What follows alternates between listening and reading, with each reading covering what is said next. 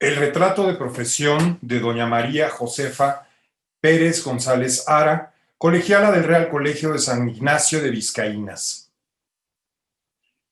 Los retratos son ventanas al pasado, responden a un deseo de perpetuidad inherente al ser humano. Son también un recordatorio de la fragilidad de la vida terrenal, pues detienen un instante que desde el preciso momento de su creación nos remite al pasado. Mediante códigos visuales preestablecidos, encierran un discurso retórico que al paso del tiempo se va desdibujando.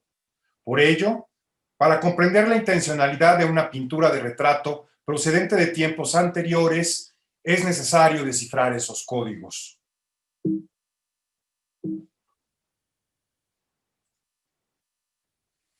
Para conmemorar la profesión religiosa de una joven excolegiala de San Ignacio de Loyola, María Josefa González Alcalde se encomendó al prolífico pintor José de Alcíbar su retrato en 1788. ¿Qué motivó este acto? ¿Cuál era la trascendencia del personaje representado como para merecer tal distinción? ¿Cuál es la retórica visual de esta obra? Mediante este ensayo se pretende acercarse a las respuestas de estas preguntas. Un nuevo huerto de rosas en el Tepeyac. En un suplemento de la Gaceta de México, publicado el martes 23 de octubre de 1787, podemos encontrar el amplio relato de un acontecimiento que llenó de alborozo a los habitantes de la capital del Reino de la Nueva España. Luego de los tesoneros esfuerzos de la monja Sor María Ana de San Juan Nepomuceno, del convento de San Felipe de Jesús de México, y con el apoyo de gran parte de la sociedad y bajo el amparo del arzobispo Alonso Núñez de Haro y Peralta, el santuario mariano, cito extramuros de la capital, contaba ya con una comunidad de religiosas. El impreso nos da noticia de la fundación del convento de capuchinas de Guadalupe y Santa Coleta, describiendo detalladamente el jubiloso periplo que implicó la salida de las hermanas fundadoras del Convento de México hasta establecerse en su nueva casa. Para promover la construcción del cenobio, se habían ofrecido 80 días de indulgencia a quienes trabajasen la faena de 4 horas los domingos después de colocada la primera piedra, lo cual sucedió el 13 de octubre de 1782.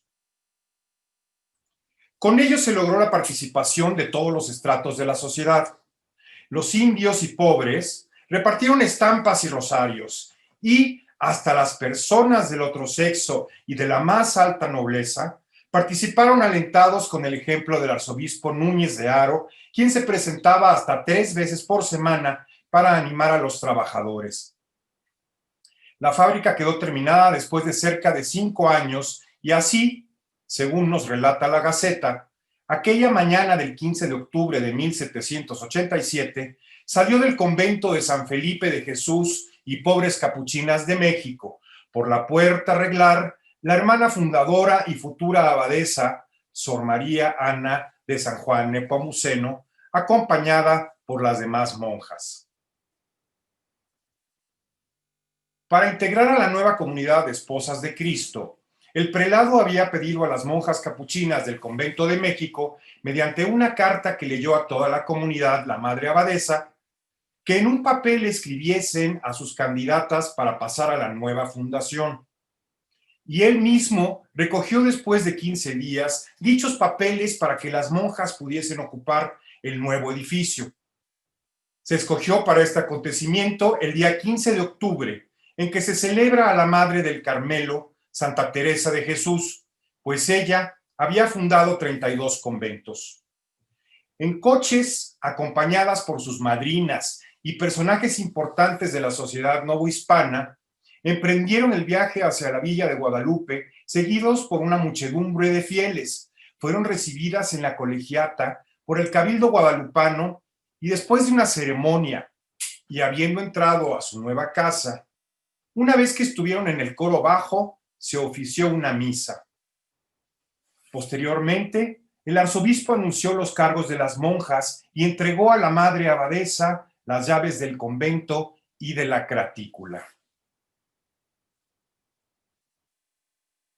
Y para que esa incipiente comunidad religiosa pudiese crecer, era necesario contar con novicias, quienes después de un proceso de formación pudiesen optar por hacer los votos solemnes de pobreza, obediencia y castidad. Ahí mismo, en la Gaceta, se menciona que se hallaban admitidas y votadas las 6 jovencitas que iniciarían posteriormente el noviciado. Ellas fueron María Gertrudis Pateiro, María Joaquina Tobio, Mariana Escárcega, Petra Rodríguez, María Ignacia Carragal y María Josefa Pérez González Alcalde. 3 de ellas eran alumnas del Colegio de San Ignacio.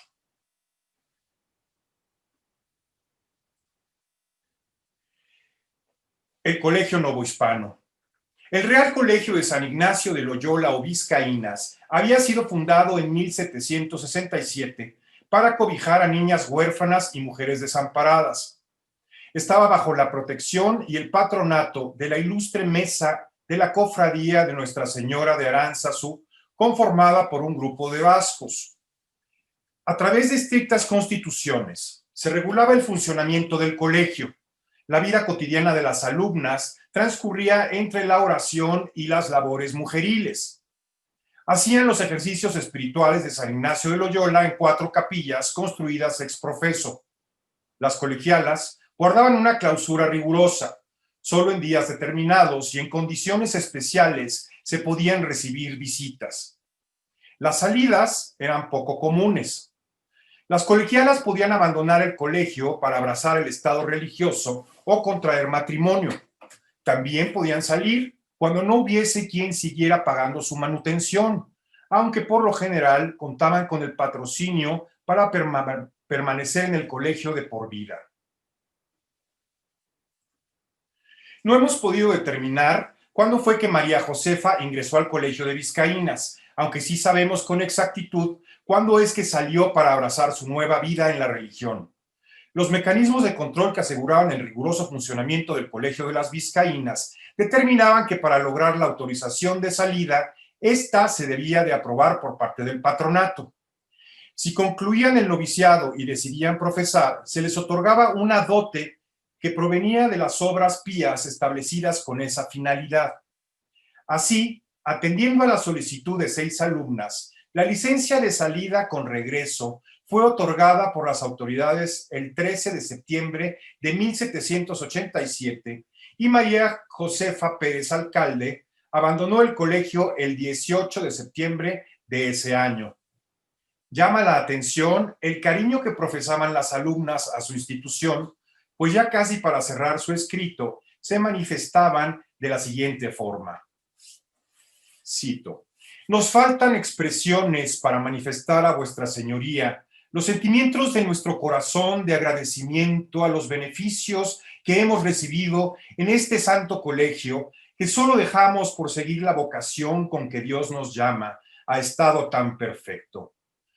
Pero ofrecemos no olvidar jamás en nuestros clamores a vuestra señoría, para que continúen en el gobierno y dirección de este colegio con el celo y amor que hasta ahora, para que sea una comunidad, un plantel que llene de vírgenes los claustros y de edificación al público». Fin de la cita. A través de estas palabras podemos vislumbrar la relevancia que en aquellos tiempos tenía la consagración de la vida hacia la religión. Es también un amoroso testimonio de agradecimiento hacia la institución que las había acogido, protegido y formado. El retrato de María Cayetana Luisa. La pintura que nos ocupa representa la profesión solemne de votos perpetuos en la Orden de Hermanas Capuchinas. Este tipo de obras tuvo su apogeo justo en el siglo XVIII, en un momento histórico en el que la sociedad novohispana echó mano de este medio para reafirmar su identidad. La producción de retratos se multiplicó a lo largo y ancho del territorio virreinal. Todo aquel que pudo sufragarlo mandó reproducir su efigie. Este discurso visual fue reforzado con una descripción biográfica contenida en una cartela o simplemente unas cuantas líneas de texto a los pies del retratado que daban cuenta de su linaje, títulos, ocupación, etcétera.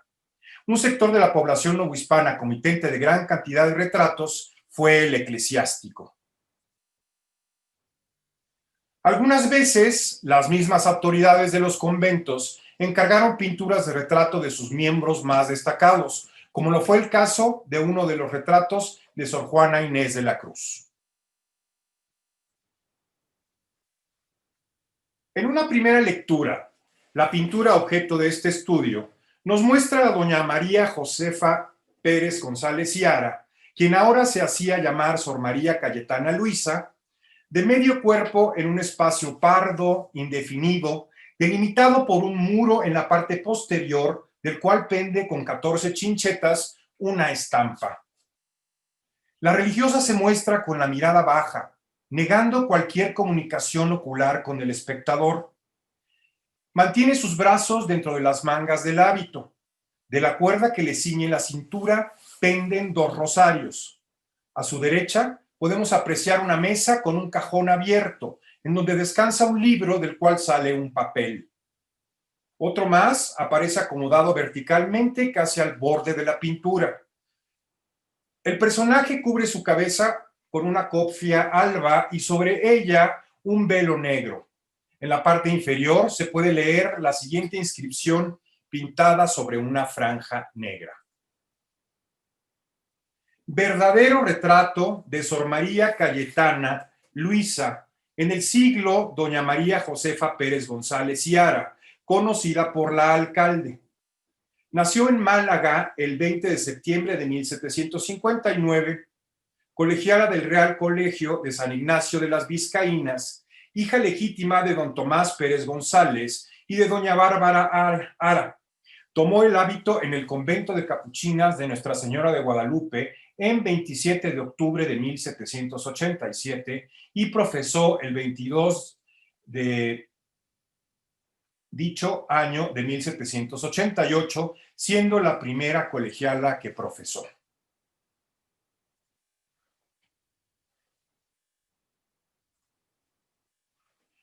Los retratos de profesión se encomendaban por las familias de las religiosas para exhibirlos en alguno de los salones de su residencia o para las mismas hermanas de religión para colgarlos en sus conventos.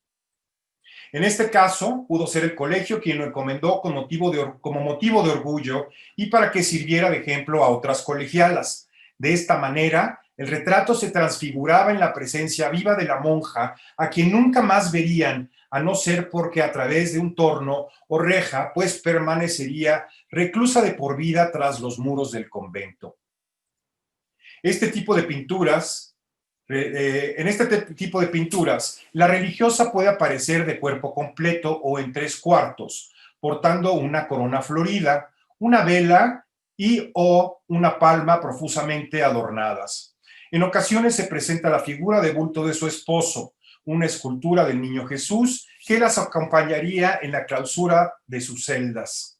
Otros elementos pueden enfatizar el mensaje de recogimiento y oración propios de la vida dedicada a Dios, como lo son un libro, un crucifijo o un rosario.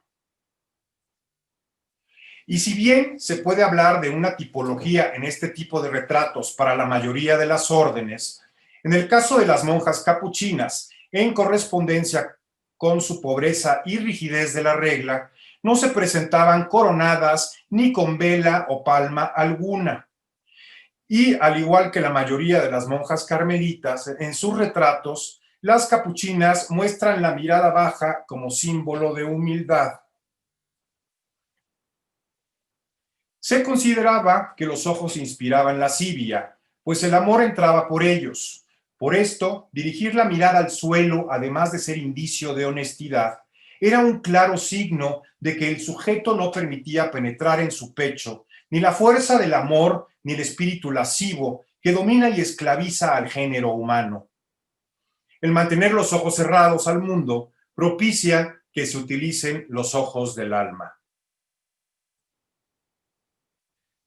La vista nos permite conocer al mundo y por ello podríamos llegar a considerar que lo que entra a través del ojo no es lo adecuado para la salvación de nuestras almas, pues se refiere al mundo material que no es el bueno. Si como vemos todo elemento en las pinturas tenía una intencionalidad discursiva, entonces, ¿qué nos está diciendo el retrato de Sor Cayetana? La estampa coloreada de la Virgen de Guadalupe, además de recordar el convento que habita la monja a los pies del Cerro del Tepeyac, funciona como elemento identitario y diferenciador de su devoción particular.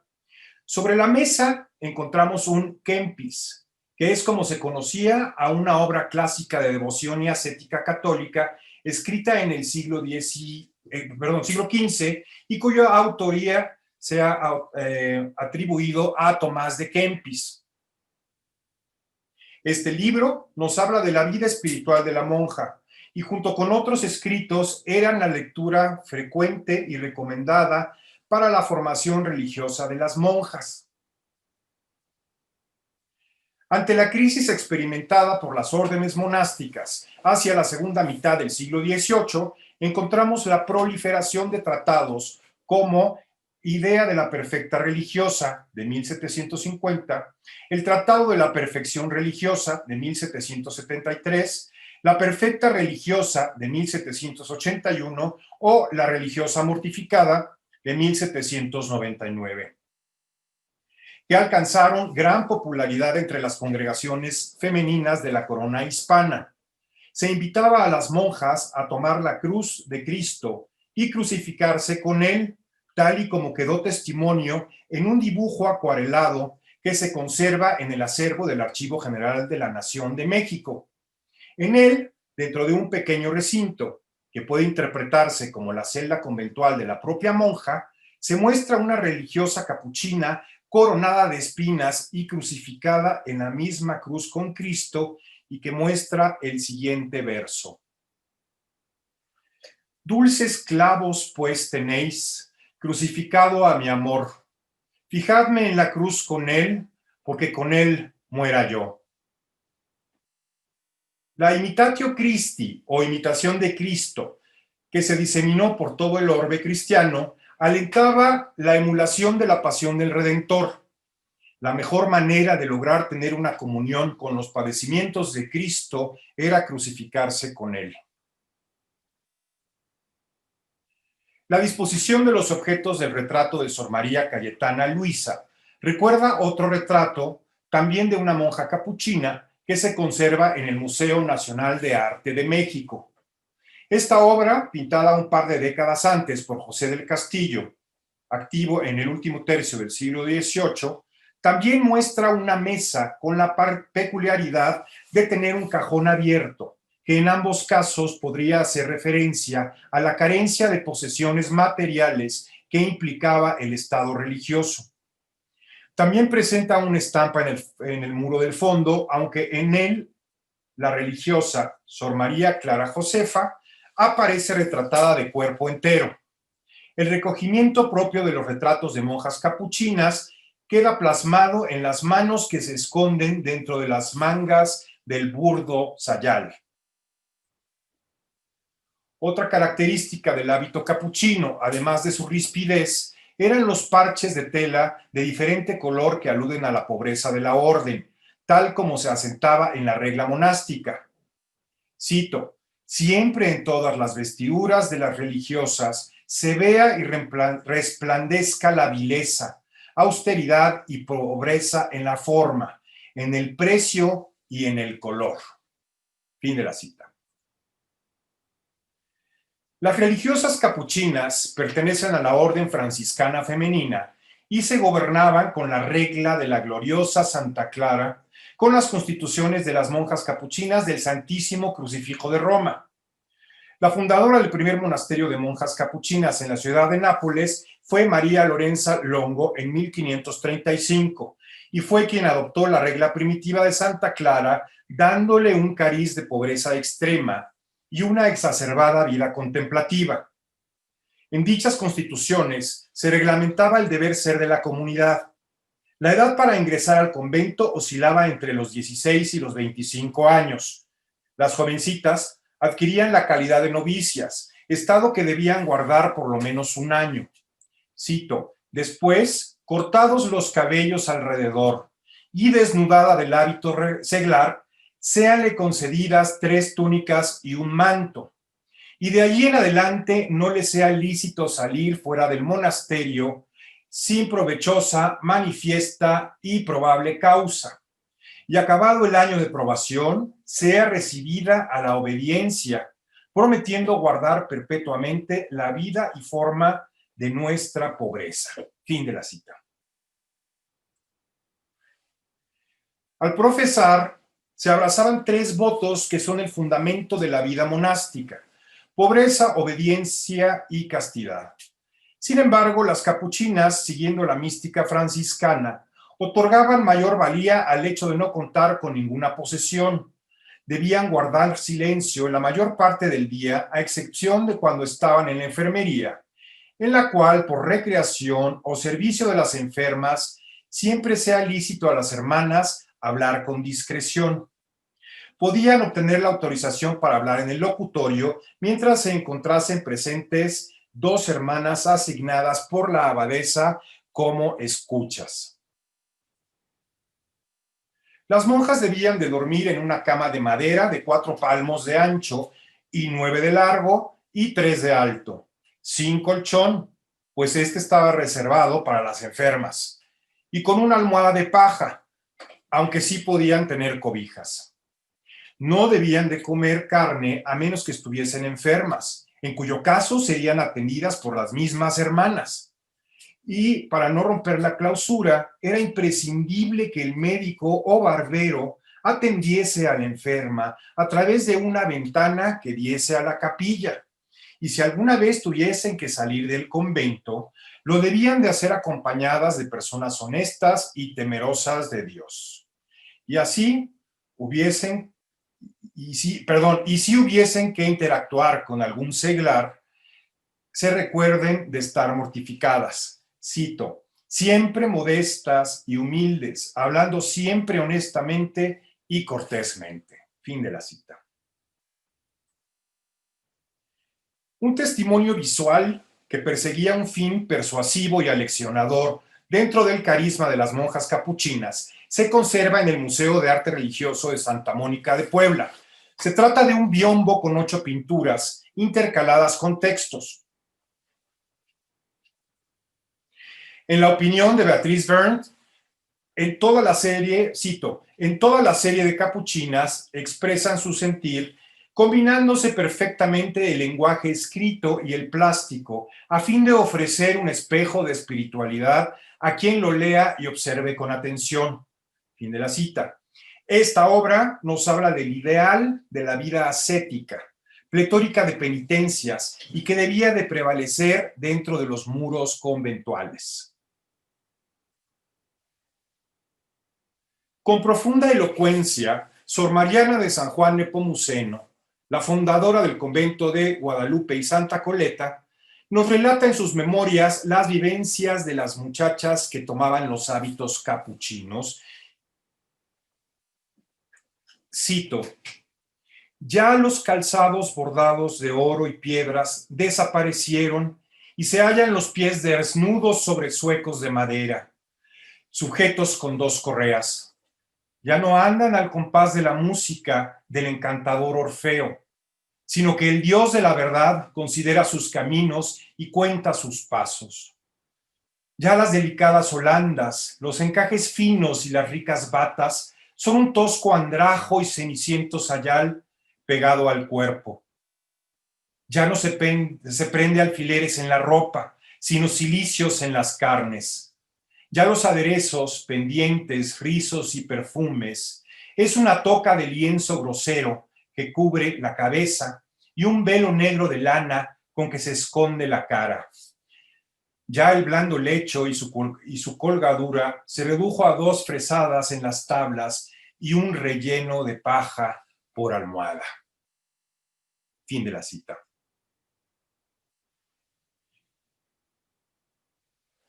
En una sociedad en donde el catolicismo impregnaba los aspectos de la cotidianeidad de la población, el abrazar la vida religiosa durante el periodo novohispano era visto como un modelo de comportamiento ejemplar. Convertirse en una de las esposas de Cristo significaba acercarse a una existencia de santidad que contribuiría a solventar una de las mayores preocupaciones de la sociedad, esto es, la salvación del alma.